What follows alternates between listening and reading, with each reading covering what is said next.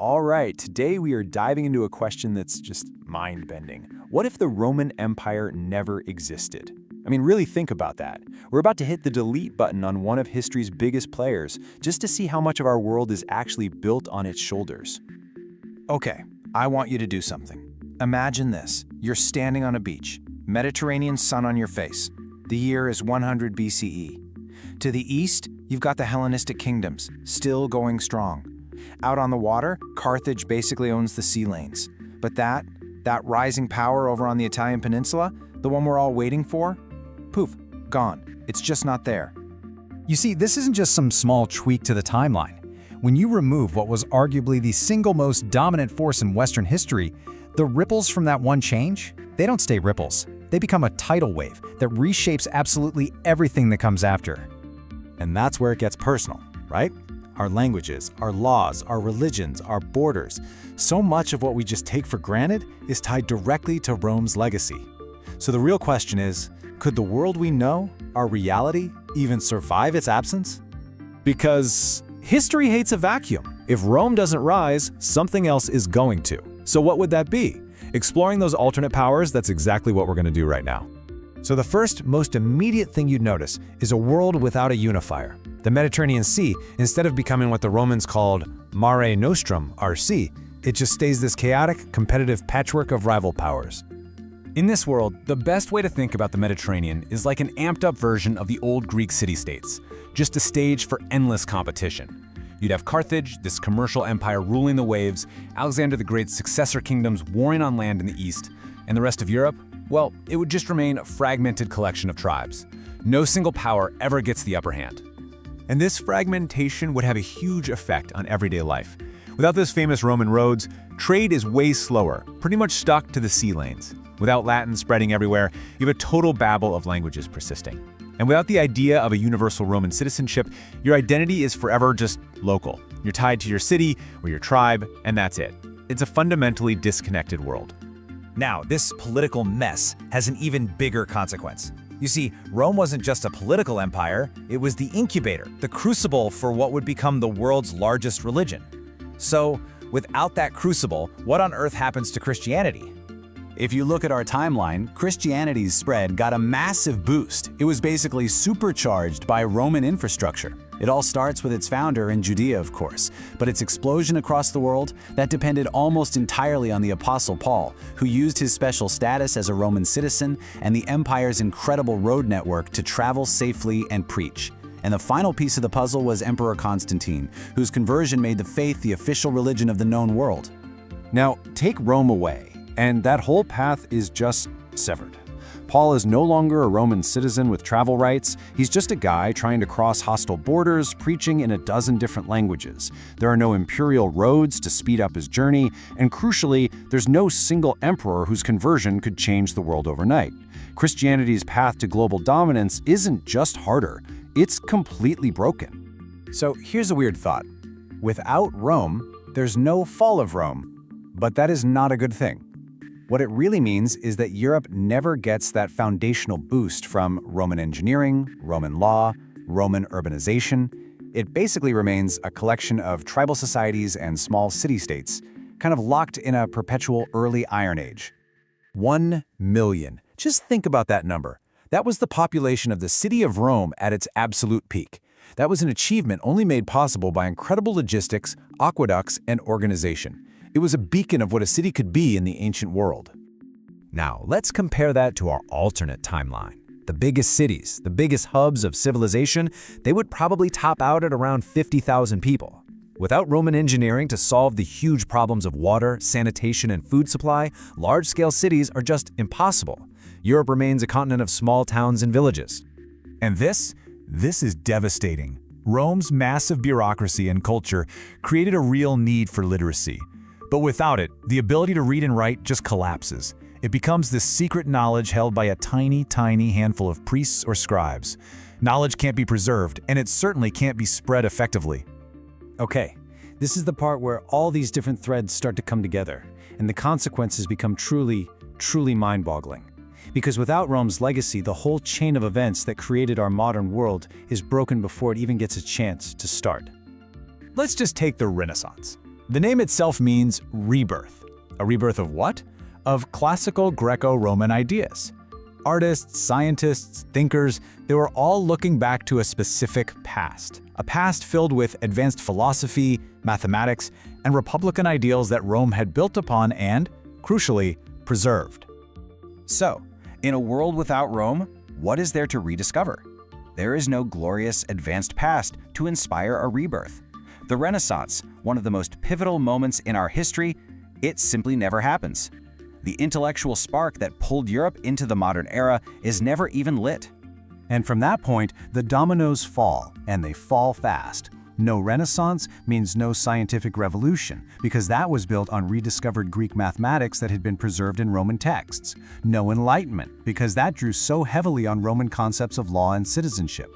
Without these foundations, modern nation-states, industrial capitalism, and European global expansion are all, essentially, erased from the timeline. When you get right down to it, Rome's impact was never just about legions and emperors. The absence of Rome creates a world so profoundly alien, so different from our own, that it forces us to see our own history in a completely new light. It's been said that to remove Rome isn't just to remove one empire from the timeline. It's to unravel the entire fabric of history that comes after it. The Roman Empire wasn't just a chapter in a book. It was the loom that wove the tapestry of Western civilization. Taking it away doesn't just leave a hole, it leaves a pile of disconnected threads. A thought experiment like this really reveals just how much of our world was inherited, not inevitable. It was all built on a very specific foundation laid 2,000 years ago, and that leaves us with one final crucial question to think about. What foundations are we building now that will shape the world 2,000 years from today? I want you to try a little visualization experiment with me. If you can, close your eyes. Imagine you're standing on the coast of the Mediterranean. It's the year 100 BCE. The sun is hot, cicadas are buzzing, waves are lapping at the sand. It feels familiar. But if you listen closer, there's a silence where there should be noise. The silence of history not happening. Exactly. In the history books we all know, at this specific moment, there should be the thunder of marching legions. There should be, surveyors shouting in Latin, laying down those obsessively straight roads that just cut through everything. The grinding gears of a machine that's about to swallow 3 continents. Right. But in this timeline, nothing. The Roman Empire just never happens. It's a pretty haunting image, isn't it? We're looking at a historical experiment today, based on a historian's journey through a world where Rome simply, it failed to launch. And the mission for this deep dive is to fill in that void, because when I first looked at this source material, I thought, okay, so the borders on the map are different? Big deal. But that's not it at all, is it? No, it's not just lines on a map. If you pull Rome out of the timeline, you aren't just changing political boundaries, you're pulling the thread that unravels the entire fabric of modern reality. Wow. We're talking about the languages we speak, the God you might pray to, the architecture of your house, even whether you'd have a job in a capitalist economy today. That is a massive claim. We usually think of the fall of Rome as this great tragedy. But the sources we're digging into today, they argue the opposite. They do. The tragedy isn't that Rome fell, but that it existed long enough to build these invisible walls we still live inside. It's the ultimate butterfly effect. The argument here is that without the Roman foundation, you don't just get a different house. You might not get a house at all. You might still be living in a hut. Okay, let's test that. Let's walk through this world. We're back in 100 BCE. No Rome. What does the Mediterranean look like? In my head, it's the Roman lake. Unified. Safe. Erase that image completely. Instead of a unified lake, imagine a shattered mirror. The source describes the Mediterranean as this chaotic patchwork quilt. You have hundreds of tiny city-states, tribal confederations, regional kingdoms, all just jostling for space. So it's kind of like ancient Greece then. Very similar, brilliant, culturally rich, but politically incoherent. Everyone's fighting everyone else. There's no central policeman. But nature abhors a vacuum, right? Surely someone has to step up and be the big dog in the West. Everyone does. Without Rome to salt the earth and destroy them, Carthage survives and Carthage rises. But, and here's where the history gets really cool, Carthage creates a completely different kind of empire. How so? I mean, an empire is an empire, isn't it? You conquer land, you tax people. That was the Roman model. Rome was obsessed with land, territory, assimilation. Carthage, they were merchants. They didn't care about ruling your farmland, they just wanted to own the shipping lanes. The source compares them to a massive ancient version of Venice. So they're like the Amazon of the ancient world. They just want the logistics network. In a way, yes. A perfect analogy. They build a massive navy, they establish trade posts on every coast, and they dominate the economy. But they don't occupy the interior. So the Western Mediterranean becomes this wealthy maritime commercial network, but the inland regions, they stay completely tribal. That's a huge distinction. Rome forced the inland tribes to become Roman. Carthage just sells them stuff, precisely. And in the east, you have the Hellenistic kingdoms, the leftovers from Alexander the Great. In our timeline, Rome ate them for breakfast. Here, the Ptolemies in Egypt and the Seleucids in Syria survive for centuries. They create this massive Greek-Persian synthesis culture that stretches all the way to India. So the West is a merchant network, the East is a Greek cultural zone. But here's the practical question I have. If I'm a traveler in this world, how do I get from point A to point B? Because the one thing everyone knows about Rome is... the roads. All roads lead to Rome. Well, in this world, they don't lead anywhere because they aren't built. And this is the first major casualty of our timeline shift. Rome built, 250,000 miles of roads. They drilled through mountains. Without that state-sponsored infrastructure, trade is purely maritime. So if I live on the coast, I'm rich and connected. If I live 50 miles inland... you're isolated. You are effectively in the dark. The world basically stops at the shoreline. And that isolation leads to the next massive change. Language. Right, because Rome forced Latin on everyone. They did. And that gave us the Romance languages. Spanish, French, Italian, Portuguese, Romanian. These are just modern dialects of, bad Latin. In this alternate timeline, they never evolve. So what are people speaking? A babble of tongues, as the source calls it. In the West, business is done in Punic, the language of Carthage. In the East, culture is Greek. But everywhere else, the Celtic languages flourished, the Germanic dialects stayed distinct. You'd have a Europe that looks more like pre-colonial North America or modern India. The hundreds of languages. Coexisting, changing every 50 miles. That sounds beautiful in a diversity sense, but it also sounds like a nightmare for cooperation. Oh, it creates a massive barrier to shared ideas. And speaking of shared ideas, let's look at the biggest idea that ever traveled those Roman roads. Religion. The source calls Rome the absent crucible for Christianity. This is critical. We tend to think of Christianity's rise as inevitable, but the historian here argues that the Roman Empire provided the specific hardware that Christianity ran on. By hardware, you mean the roads again? Roads, yes, but also law and language. Yeah. Let's take Paul of Tarsus, St. Paul. He's the guy who took Jesus' message from a small Jewish sect and turned it into a global religion. How did he do that? Well, he traveled a lot. But how did he travel? I assume he just... walked on Roman roads. But more importantly, he was a Roman citizen. When he got into trouble, which was often, he could pull out that citizenship card. He could appeal to Caesar. He had legal protection that let him move across borders. Now strip that away. Okay, so no Roman citizenship, no unified law. Exactly. Imagine Paul trying to travel from Jerusalem to Rome in this alternate timeline. Every 50 miles, he hits a new tribal border. He doesn't speak the local dialect. There's no central authority to guarantee his safety.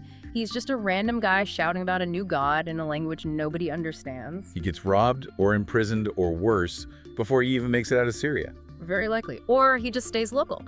And that implies that Christianity fractures. Without a central empire to facilitate the spread, and eventually without an emperor like Constantine to adopt it and standardize it, Christianity probably looks more like Buddhism did as it moved across Asia. You mean it changes flavor everywhere it goes? Completely. You don't get the Catholic Church. Remember, Catholic means universal. And the church hierarchy, popes, cardinals, dioceses, that was just a copy-paste of the Roman administrative map. No Rome. No pope. That is mind-bending. So you might have a version of Christianity in Carthage that looks totally different from one in Athens, and they don't even recognize each other. If they survive at all. It remains a decentralized collection of cults. And this ripples out to everything, even the year we're in right now. 2026. Why is it 2026?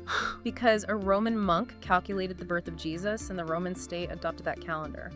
In this timeline, we might be in the year 2300 of the Carthaginian era, or counting regnal years of the Seleucid kings. We are living in Rome's shadow every time we check the date. Okay, so the map is messy, the languages are confused, religion is fractured, but let's talk about quality of life. The source material has this section titled, The dark age that never ends. That sounds ominous. It is, but it's a specific kind of ominous. In our history, we talk about the Dark Ages as a step backward after Rome fell. We lost technology, we lost literacy. In this timeline, the expert argues, there is no fall. Which sounds good. Except there is no height to fall from. Europe stays in a pre-Roman Iron Age state indefinitely. The picture for me. If I'm living in what would be Paris Letitia in this timeline, what am I seeing? Mud. Lots and lots of mud. You're living in a settlement of wood and thatch. The population is maybe 5,000 people. And the smell would be unbearable. Because of the lack of plumbing. Exactly. This is the piece we forget. Rome wasn't just armies, it was engineering. Aqueducts, sewage systems, concrete. Roman concrete is a miracle material. It allowed them to build massive structures and, crucially, to stack people on top of each other safely. So without concrete and aqueducts, you physically can't build a city of 1 million people. You can't. If you try, everyone dies of cholera. So in this alternate Europe, there are no metropolises, no London, no Paris, no Rome, just overgrown villages. And because of that, the population stays low. The source estimates the population of Europe might be half of what it was in our timeline. Half. That's millions of people who just never exist. Correct. And the people who do exist are largely illiterate. Rome ran on bureaucracy. They needed legions of clerks to track taxes and grain. That demand drove literacy rates up. Without the empire, literacy remains a kind of priestly secret. It stays under 1%. It sounds like a world stuck in neutral. Politically, too. Very much so. Think about the nation-state. France, Spain, Germany. In our history, the barbarian tribes who conquered Rome, they looked at what Rome had built and said, we want that. They copied the Roman state. They learned how to tax, how to legislate, how to build a kingdom. But here, there's nothing to copy. Exactly. So the Franks remain a tribe. The Goths remain a tribe. They never evolve into France or Germany. The political map of Europe remains this blur of shifting tribal boundaries for 1,000 years. This sounds depressing for Europe. But surely the rest of the world is doing okay. I mean, if Europe is a backwater, does someone else take the lead? The spotlight definitely shifts. Let's look east. In our world, the Parthian Empire, that's ancient Iran, was locked in a death match with Rome for centuries. It drained both of them. So without Rome, Parthia is unleashed. They become the undisputed superpower of the Middle East. But here's the economic kicker that I found fascinating. The Silk Road. Rome loved silk. I remember reading they nearly bankrupted themselves buying it. They were a black hole for luxury goods. They sucked up spices, silk, porcelain from the East like a massive vacuum. That demand powered the economies of India and the Silk Road merchants. So what happens when you unplug the vacuum? The economy crashes. Without that massive Roman market, the Silk Road it dries up. It becomes a series of small, local trade routes. That's a global recession that lasts centuries. It forces China and India to turn inward.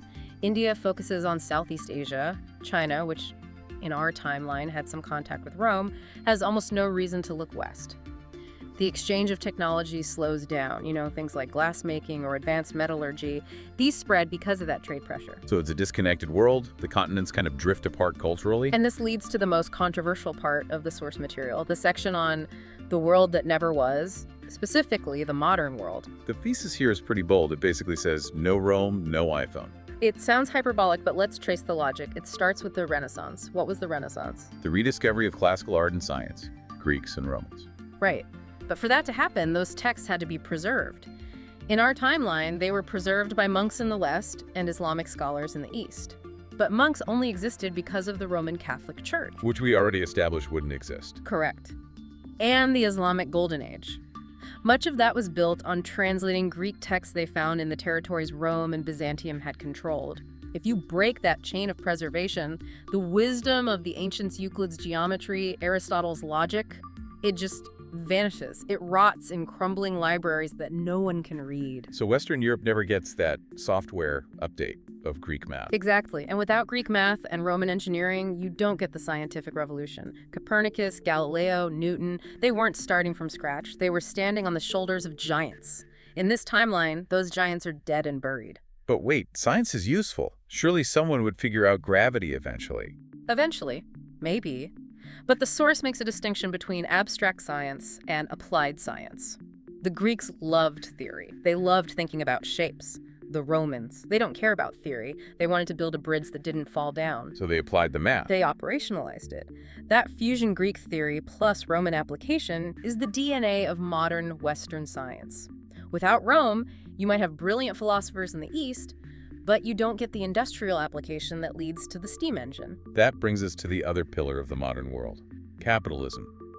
The source claims capitalism is a Roman baby. This is the part that really made me stop and think. We think of capitalism as just trading stuff, but it's not. Modern capitalism relies on very specific legal concepts: contract law, property rights, and most importantly, the universitas. The university. No, the universitas, the Roman legal concept of the corporation, the idea that a group of people can act as a single legal entity that exists apart from the individual. Oh, right. Like Apple exists even if Tim Cook quits.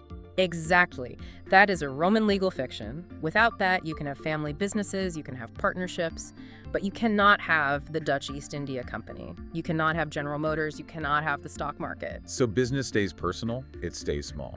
And because of that, you don't get the massive accumulation of capital that drives the Industrial Revolution. So let's recap. Europe is a tribal backwater. Science is stunted. Capitalism doesn't exist. Which means 1492, Columbus. He stays home, or rather, he never exists. There is no Spain to fund him. There's no technology to build the ships that can cross the Atlantic. So the Americas. Remain isolated. The Aztecs and the Incas continue their trajectories undisturbed. Maybe for another 1,000 years, maybe the Carthaginians eventually make it over, or the Chinese. But there's no sudden Columbian exchange. That completely rewrites the biological history of the planet. No smallpox wiping out 90% of the indigenous population. No potatoes coming to Europe. No Atlantic slave trade. The demographics of the entire Western Hemisphere remain indigenous. The racial and cultural makeup of the globe is, well, it's unrecognizable. And that leads us to the final thought in the source material, the synthesis. It asks a really uncomfortable question. It does. We're programmed to see the Roman conquests as brutal. And they were. They wiped out cultures. They enslaved millions. It was a meat grinder. But the source argues that the meat grinder produced something unique. It produced the platform. The Roman Empire smashed thousands of local cultures, yes. But in doing so, it created a massive standardized platform law, language, infrastructure that allowed humanity to scale up. It allowed us to cooperate on a level that tribes never could. So the question is, was it worth it? That's the provocation. In this alternate timeline, the world is far more diverse. You have thousands of languages, thousands of unique gods, thousands of cultures that were never steamrolled by Rome. It is a vibrant, colorful, diverse world. But you are likely living in a mud hut. You will probably die of a tooth infection at age 35 because biology never advanced. You will never know what's happening 100 miles away from your village. It's the ultimate trade-off. Deep cultural richness and diversity versus connectivity, scale, and progress. And we made the trade. Or rather, history made it for us. We are the children of the empire. We traded those 1,000 songs and languages for antibiotics, the internet, and the ability to fly to the moon. It really makes you realize how fragile modernity is. We feel like we were destined to be here with our smartphones and our rights. But we are standing on a very specific, very weird pile of history. If you pull out that one brick, that one aggressive city-state in Italy, Yeah. the whole structure of the modern world collapses into something completely alien. A world without a West. A world where Europe is just a geographical expression, not an idea. So next time you see a bank, that's Roman law. Next time you pass a church, that's Roman administration. Next time you read a contract. That's Roman logic. We are, in a very real sense, ghosts living in the Roman Empire's afterlife. Well, I am certainly going to look at the paved road outside my house with a little more respect today. As you should. That brings us to the end of this deep dive. It's a heavy one. We'd love to know which world you choose if you had the power. The diverse fragmented garden, or the unified paved machine. It's the ultimate what if. Thanks for listening. We'll see you on the next one.